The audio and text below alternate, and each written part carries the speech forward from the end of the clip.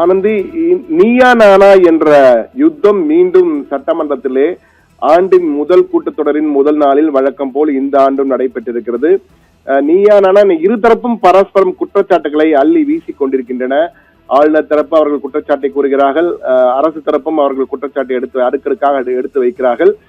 ஆளுநர் RN ரவியை பொறுத்தமட்டிலே இதற்கு முன்னால் நாகாலாந்து, மேகாலயா ஆகிய இடங்களில் ஆளுநராக இருந்திருக்கிறார் குறைந்த காலம். அதற்கு பின் கடந்த செப்டம்பர் 18ஆம் தேதி 2021ஆம் ஆண்டு தமிழகத்தின் 26வது ஆளுநராக RN ரவி பொறுப்பேற்றார். அதன் பின் தற்போது 5 ஆண்டுகளை நிறைவு செய்திருக்கிறார். 5 ஆண்டுகளில் 5 முறை தமிழகத்தின் சட்டமன்றத்திலே அவர் சென்று ஆண்டின் முதல் கூட்டத்தொடர் ஜனவரியில் தொடங்கும். அந்த முதல் கூட்டத்தொடரின் முதல் நாளில் அரசின் உரையை அவர் வாசித்திருக்கிறார். 5 ஆண்டுகளாக வாசிக்க வேண்டும். முதல் என்ன நடந்தது, இந்த 5 ஆண்டுகளில் ஆளுநர் ரவியும் தமிழக அரசும் எப்படி 7ஆம் பொருத்தமாக இருந்திருக்கிறார்கள், அதாவது பொருத்தம் முரண்களின் மூட்டையாக இரு தரப்பும் இருந்திருக்கிறது என்பதை, கடந்த 5 ஆண்டுகள் எப்படி இருந்தன என்பதை ஒரு சிறப்பு வரைகளை போட்டிருக்கிறோம். அதை தற்போது நாம் பார்க்கலாம். அந்த சிறப்பு வரைகளை பார்க்கும் போதே நமக்கு தெரியும் எப்படி இருந்தது. கடந்த 2021ஆம் ஆண்டு பதவியேற்ற பிறகு 2022ஆம் ஆண்டு ஜனவரியில் பேரவையில் தமது முதல் உரையை முழுமையாக படித்தார் ஆளுநர் ரவி. அரசு என்ன அறிக்கை தயார் செய்து கொடுத்ததோ அதை அப்படியே படித்துவிட்டு சென்றார். எந்த குழப்பமும் இல்லாமல் 2022ஆம் ஆண்டு ஆளுநர் ரவி தனது தமிழக சட்டப்பேரவையில் தனது முதல் உரையை வெற்றிகரமாக அரசு தயாரித்த உரையை படித்து முடித்தார். எந்த ஒரு குழப்பமும் 2022 இல்லை. 2023ஆம் ஆண்டு அடுத்த ஆண்டு அந்த ஜனவரியில் முதல் கூட்டம் நடைபெறுகிறது. அந்த முதல் கூட்டத்தின் முதல் நாளில் ஆளுநர் தமது அரசு தயாரித்து தந்த உரையை வாசிக்கிறார். வழக்கம் போல் அரசு தந்த உரையை வாசிக்கும் பொழுது உரையை முழுவதும் வாசித்தார். ஆனால் அதிலே சில சொற்கள், உதாரணத்திற்கு மத சார்பின்மை, சுயமரியாதை, பெரியார், அம்பேத்கர், கலைஞர் போன்ற சொற்களை தவிர்த்து விட்டு வாசித்ததால் சட்டமன்றத்திலேயே பிரச்சனை வந்தது. அரசு கொடுத்த உரையில் இருந்ததுதான் அவையில் பதிவேற்றப்படும், ஆளுநர் படித்தது அல்ல என்ற வகையிலே முதல்வர் ஸ்டாலின் பதிலடி கொடுக்க ஆளுநர் அவையிலிருந்து வெளியேறினார். இது 2023ஆம் ஆண்டு நடந்தது. 2024ஆம் ஆண்டு 3ஆம் ஆண்டு அதே போன்று ஜனவரியிலே ஆளுநர் முதல் நாள் கூட்டத்தொடரின் முதல் நாளிலே உரை நிகழ்த்த செல்கிறார். பேரவையில் ஆளுநர் உரை நிகழ்த்தும் நாளன்று ஆரம்பத்தில் தமிழ்தாய் வாழ்த்து மட்டும் பாடப்படுகிறது. உடனடியாக தேசிய கீதம் பாடப்படுவதில்லை என கூறி உரையை வாசிக்காமல் அவையில் அமர்ந்தே இருக்கிறார். உரையை வாசிக்க ஆங்கிலத்தில் வாசிப்பார், அதை பிறகு சபாநாயகர் தமிழில் வாசிப்பார். இது மரபு. தமிழ்தாய் வாழ்த்து வாசிக்கப்பட்டதும் தேசிய கீதம் வாசிக்கவில்லை என உரையை வாசிக்காமல் அப்படியே அமர்ந்து விடுகிறார்.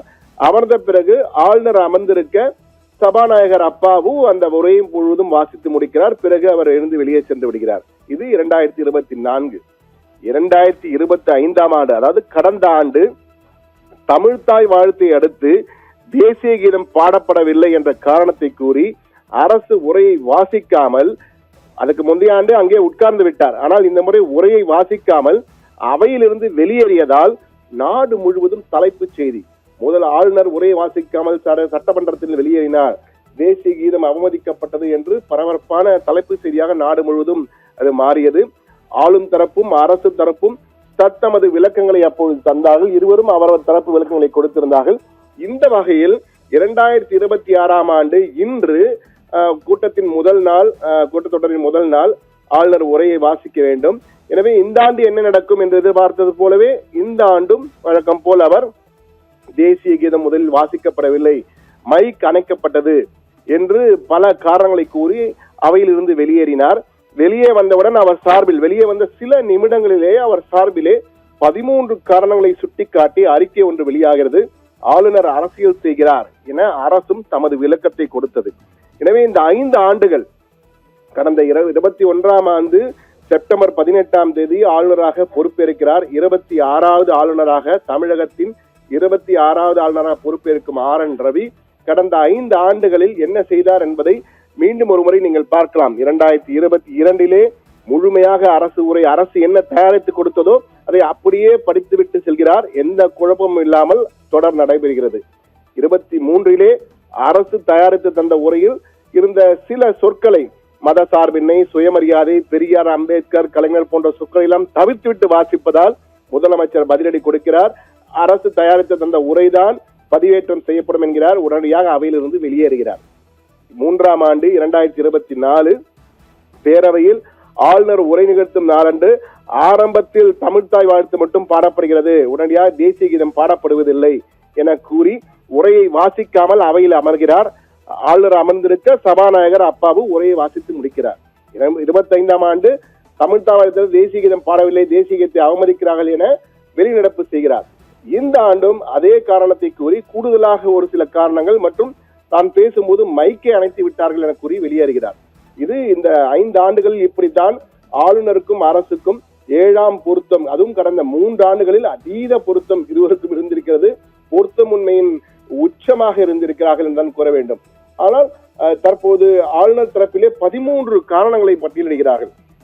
இந்த முறை ஆளுநரின் ஒலிபெருக்கி மீண்டும் மீண்டும் அணைக்கப்பட்டது மற்றும் அவர் பேசும்போது அனுமதிக்கப்படவில்லை. தயாரிக்கப்பட்ட ஆளுநர் உரையில் ஆதாரமற்ற பல கோரல்களும் தவறான தகவல்களும் இடம்பெற்றிருந்தன. மக்களை பாதிக்கும் பல முக்கிய பிரச்சனைகள் புறக்கணிக்கப்பட்டன. பல்வேறு இது போன்று 13 காரணங்களை சுட்டிக்காட்டுகிறார்கள்.